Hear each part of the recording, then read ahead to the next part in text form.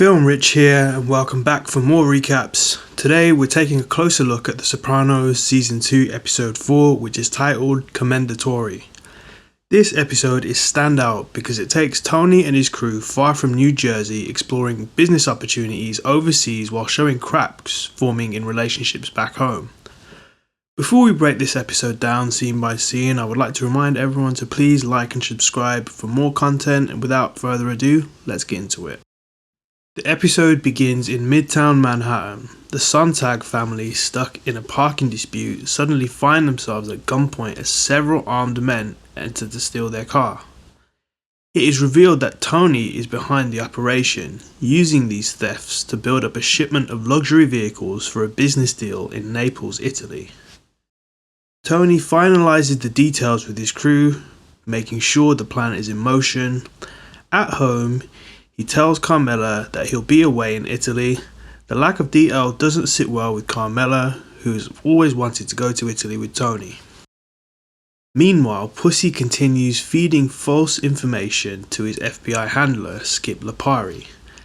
At a supply store, he unexpectedly runs into Jimmy Bones, who questions Skip's supposed status. Later, Pussy takes matters into his own hands when he pays Jimmy a visit at his home. In New Jersey, Carmela meets Rosalie and Angie Bombincero for lunch. What begins as friendly conversation quickly shifts when Angie lashes out. Voicing her depression, suicidal thoughts and frustrations about her marriage, her confession stuns Carmela and Rosalie. Tony, Paulie and Christopher board a flight and arrive in Naples. The city impresses them with its beauty, energy and its vibrance. They're met by Furio Giunta, their Italian contact, who welcomes them and invites them to dinner with the local capos. At the dinner, Tony and Paulie are introduced to Nino, a capo, but the talks quickly grow tense. Tony insists on speaking directly with the boss, Don Vittoro. Eventually, the elderly Don is wheeled into the room, accompanied by his daughter-in-law, Annalisa Zucca. Tony is caught off guard when it becomes clear that Vittoro is senile and no longer running things. At the same time, Christopher skips the dinner entirely, choosing instead to indulge in heroin with one of the local associates. Afterward, Fury explains that Vittoro's second in command is in prison and that Annalisa, Morozuko's wife, now controls the family operations. She offers to show Tony around her villa and hints that business may move forward with her. As the dinner ends, Don Vittoro is escorted outside. Firecrackers suddenly go off, sending Furio diving onto him protectively. The noise proves harmless, but Furio lashes out violently, beating a young boy who set them off and striking his mother when she intervenes. The display reveals his ruthless nature and how ruthless the mob might be in Italy as opposed to the USA. Later that night, Tony calls Carmela from his hotel room. Their conversation quickly turns sour, with Carmela still disturbed over Angie's emotional breakdown. After hanging up, Tony dreams vividly about Annalisa.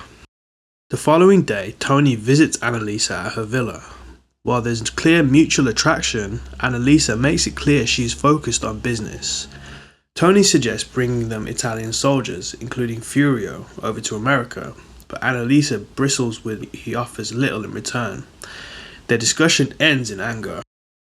Back in New Jersey, Angie receives good news when her health scare turns out to be negative. Relieved, she tells Bussy, but his indifferent reaction devastates her. When he later returns home with roses, Angie lashes out violently, then contemplates divorce papers. Carmela persuades her not to move forward, reminding her of Pussy's role as a father. Despite their earlier clash, Tony and Annalisa meet again to finalize the terms. They agree she will send soldiers beginning with Furio to America, while Tony offers a reduced price on the cars. Though there are hints of something more personal between them, Tony refuses, saying that mixing romance with business would be a mistake.